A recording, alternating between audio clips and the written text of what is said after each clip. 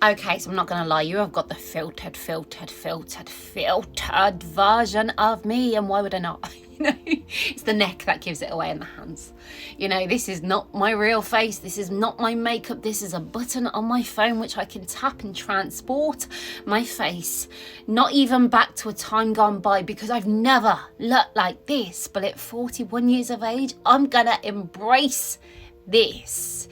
Anyway, the aftermath is so important to me as a non-doctor, non-expert, just a person who found herself constantly losing mentally, physically, facing this battle of these ingrained tactics, behaviours which I gained in my childhood of abuse, in how they hitchhiked into my adult life, leaving me not able to enjoy but left confused, constantly fearing, constantly scared, living this life which only you know. I know that largely that I'm able to carry on doing this because you all listen to me and you connect to me, and you gave this to me, and I couldn't be any more humbled to be able to speak on my story, to share my trauma, to drag it all out in the hope that it will give you a glimmer to question your self-doubt. And the self-doubt is a one, because I done a post earlier on today because I felt so passionate about my two platforms and how I connect dots and connecting people through sharing my words of understanding which you give back to me. And as the day's gone on, and that I need to do this right now is calm down, the self-doubt starts to circle around, but I'm going against that right now. And I'm going to continue with this post regardless of what my mind will say about me. I just hope I can convey what's going on in my mind as I share it with you as a non-doctor, non-expert. Now, I'm really lucky that I've got this TikTok platform. I'm even more lucky that I've got the YouTube also. And the same common occurrence across both platforms are the same mirror images of different walks of life, but the same people coming through to me. And Erin, my husband, and I have a conversation just about this. It wasn't until my mother died that I could actually admit to myself that my father is an abuser. To type that here makes me sweat, but it heals us. And when I read, it makes me sweat. And, this is the physical reaction we go through. The physical reaction we've taken from that manifested, in my opinion, pain and silence in all those ingrained ways. In this, for me, when I was at my lowest ebb and I just couldn't carry on anymore, everyone was fear, the demons around my head from seeing such dark growing up, and how it just left me feeling such dread. In when I was walking down the street, if I weren't envisaging visuals of motion pictures of a car ploughing towards me, trigger warning, I was having people walk past me and fearing what they could place weapon-wise. And I felt the surge of adrenaline, just surge at the place where I had this visual in my head, and I felt like I was going insane, this physical feeling, because the anxiety and fear of being open, being honest, that threat in how it manifested into a different being within me. And I had a comment on my YouTube from a Patricia. Thank you for sharing your stories with us. Listening to you, reading your posts has enabled me to begin a healing journey of my own. The simplistic of things that I relate to is incredible. The walking fast, the reasons why. I had tears streaming as I realised that's a part of my story. But until you spoke about it, I would never have thought about these dots connecting. The more I listen to you, the more light bulbs are going off, or things I have suppressed for so long.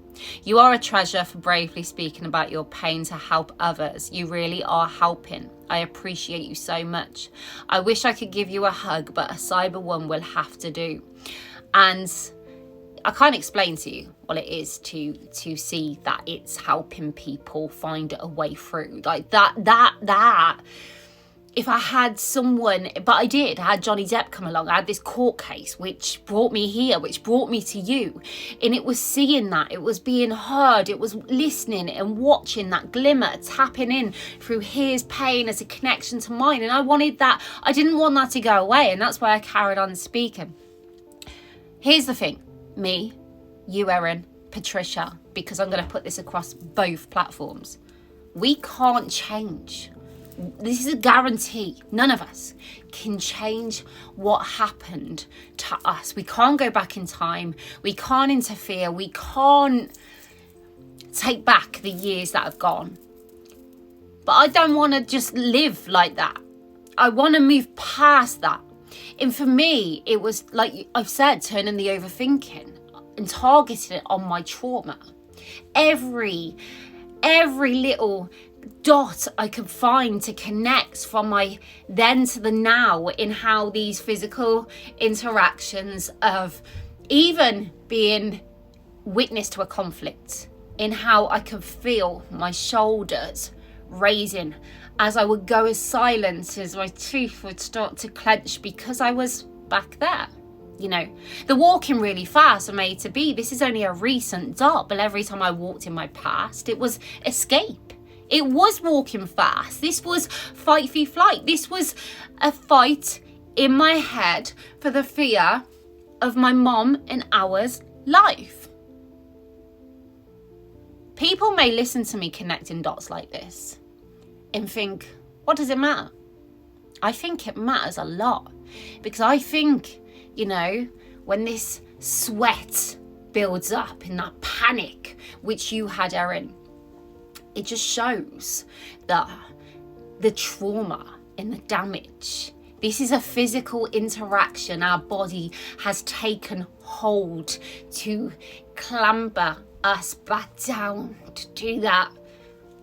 This is where we push against, you know, the walking fast. Now I can challenge myself to slow down by seeing these actions, which we can in this instance. You know, we can now focus our attention on tackling them. And every time we focus our attention on tackling those actions over going against, walking slower, understanding that on edge, understanding those moments where our emotion becomes so irrational and we feel charged that we want to protect ourselves. Take a step back. What's the trauma? What's real? Which way do I choose to go in this moment? Because we can be ultra defensive. I will stand up for myself because I couldn't back then. There are so many intricate ways in which we learn to survive, which now, in my experience, were stopping me from thriving. And I want to literally root through, connect as many dots as I can as I now focus my attention away from back then, but the now, as I focus on tackling every last bit of that trauma in how it's manifested out. So every time I achieve a comeback, I now flag that as a strength and a moment of me taking control back over my mind and of myself, as I slowly say, I can't change what happened to me, but I sure as hell won't listen to what my abuser did and said to me, as I take control back from you, as I navigate anew, in which you don't make me feel so ill, you know. But this may just be all in my head and it may not make no sense, but it does to me, and I can't explain to you. And by doing this, in tackling this, it makes me feel free. It gives control back of my emotion, of my actions, and how I see more clearly than I ever have seen, you know?